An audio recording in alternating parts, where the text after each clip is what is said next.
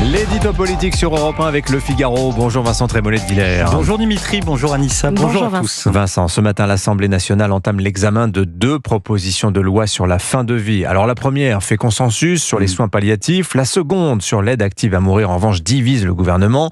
Beaucoup de garde-fous ont sauté en commission. La ministre de la Santé, Catherine Vautrin, assure ce matin dans la presse que l'aide à mourir sera strictement encadrée. Pensez-vous, Vincent, que l'on parviendra à un texte équilibré ?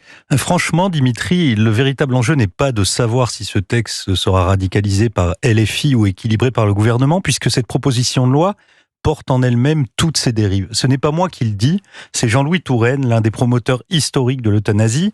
Selon lui, le projet est, je le cite, j'ouvre les guillemets, de mettre le pied dans la porte et de revenir ensuite tous les ans pour élargir la loi. La dynamique de ce texte, Dimitri, est tout simplement folle. Sur le plan médical, sur le plan économique et sur le plan moral. Sur le plan médical, faire entrer la possibilité de tuer son prochain dans le cadre des soins, c'est inévitablement installer une suspicion entre le patient et les soignants. C'est ce qu'explique depuis 2023 les centaines de milliers de soignants qui dénoncent, selon leurs termes, j'ouvre les guillemets, un glissement éthique majeur qui bouleverse la définition du soin. Prenons un exemple, Dimitri. Il y a en France des départements de suicidologie qui travaillent héroïquement à empêcher que des gens au bout de la souffrance mettent fin à leur jour. Si cette loi s'applique, on trouvera à côté des départements qui luttent contre le suicide, des départements qui proposent de l'assister. Quelle sera la charge des psychiatres, des médecins ? Empêcher le suicide ou le faciliter ?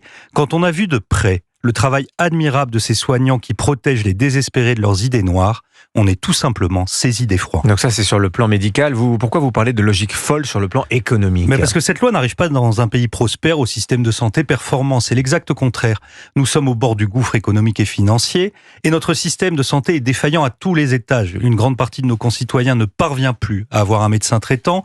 Pour avoir rendez-vous avec un spécialiste, il faut attendre plusieurs mois.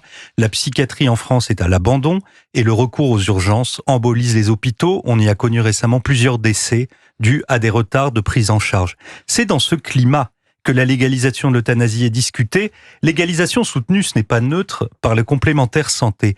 Comme parallèlement, un Français sur 2 n'a pas accès aux soins palliatifs, il est à craindre, comme le montre une remarquable note de la Fondapol, que la logique économique s'impose. Comme le dit le député Philippe Juvin, les gens les plus pauvres, les plus isolés, les plus vulnérables vont subir une forme de pression économique et sociale à l'euthanasie.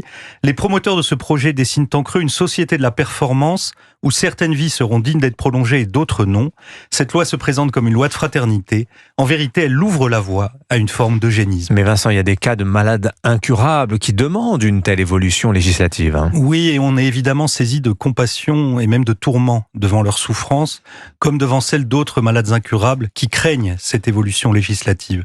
Mais pourquoi légiférer encore, surtout que cette loi se ment et nous ment, puisqu'elle ne parle nulle part d'euthanasie et de suicide assisté, elle refuse de nommer ce qu'elle promeut.